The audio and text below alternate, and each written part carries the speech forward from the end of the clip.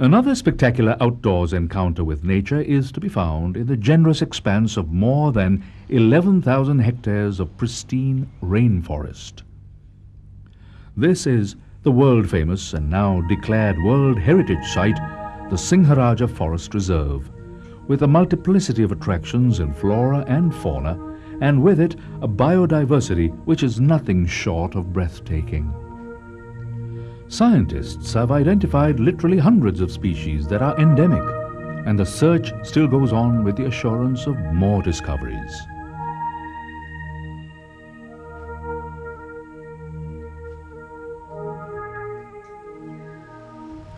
Singharaja is also the source of many of the rivers and waterways that furnish the agroeconomy of Sri Lanka with its lifeblood. No wonder that this is such a carefully conserved province, a natural wonderland that deserves to be kept whole and intact for posterity.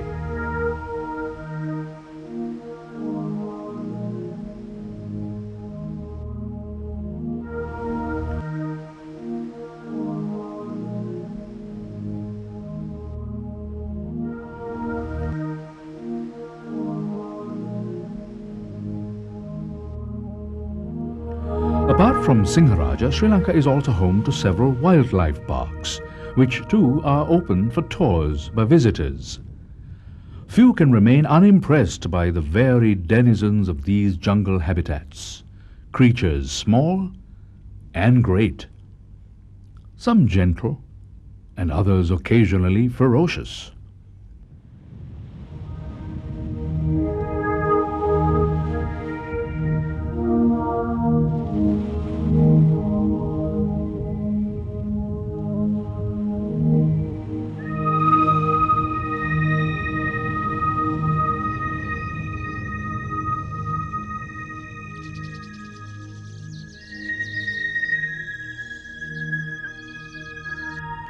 Imagine an encounter with a species of deer known as samba, which populates the montane areas, or even the somewhat more rare barking deer.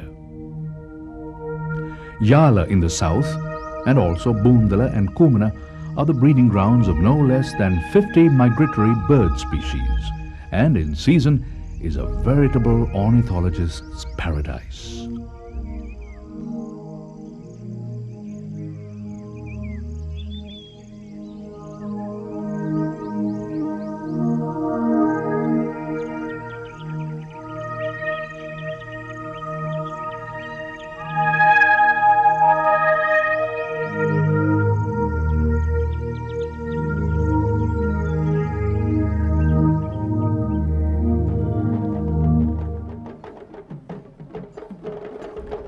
The late summer season brings visitors from near and far to view the majestic spectacle that coincides with the August full moon, the Asalaperahara in Kandy.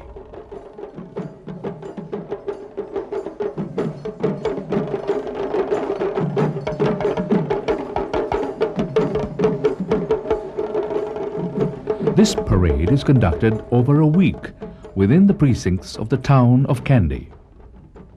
Here is located the repository of the tooth relic of Prince Siddhartha, the Buddha, held sacred by devotees in Sri Lanka since the 4th century.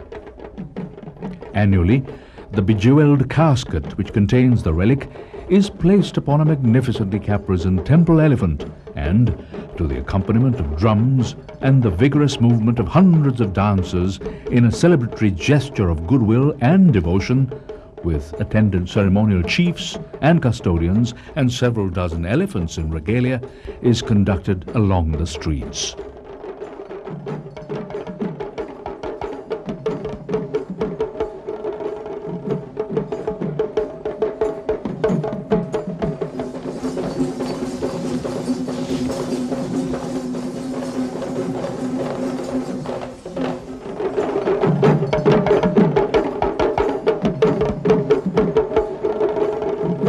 Millions watch in awe as the dazzling spectacle unfolds before their eyes.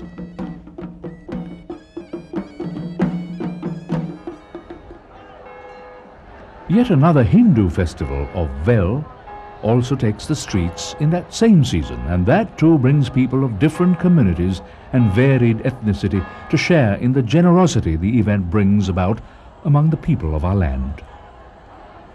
The deity's image is conducted with full ceremonial vigor in a splendidly crafted chariot, decorated with light amidst clouds of incense that wafts across the gathered throng.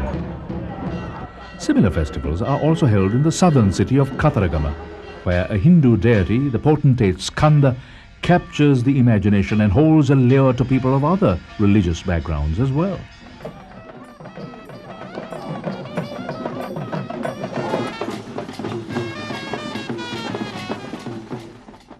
This organic acceptance of each other's faiths, customs and beliefs is a part of the tolerant nature of the island people, and this has been the way of Lanka over ages of time and circumstance.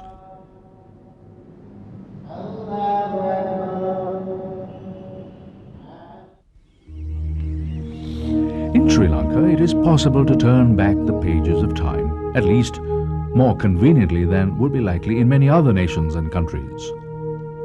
Within a few hours of a comfortable travel, one reaches the north-central province, where one finds the ruined cities that date back to the 5th century of the pre-Christian era. Anuradhapura was the first governmental capital, which lasted thus for more than 1,000 years. For more than 20 years now, this ancient city and others nearby have been formed in a cultural triangle and nominated by UNESCO as World Heritage Sites, and justly so. Though in ruins now, the excavations and restorations done by archaeologists of our land and those from overseas have given evidence of the complexity of the society which habited these cities. The constructions and the facilities that were wrought by architects and artisans of those ancient times, and the sophistication with which they solved their problems in engineering and design, remain a cause of wonder and delight. In that age, these tall structures that reached skyward, beautifully shaped and constructed of millions of clay bricks, were among the few tallest man-made objects on the planet, and were sharing that honor with the great pyramids of Egypt.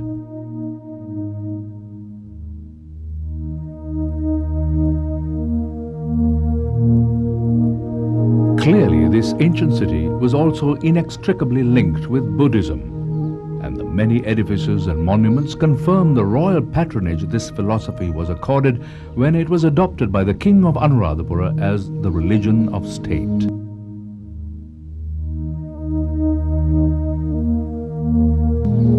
Following upon his first-person encounter with Prince Mahinda the monk, who was the son of Mauryan Emperor Ashoka.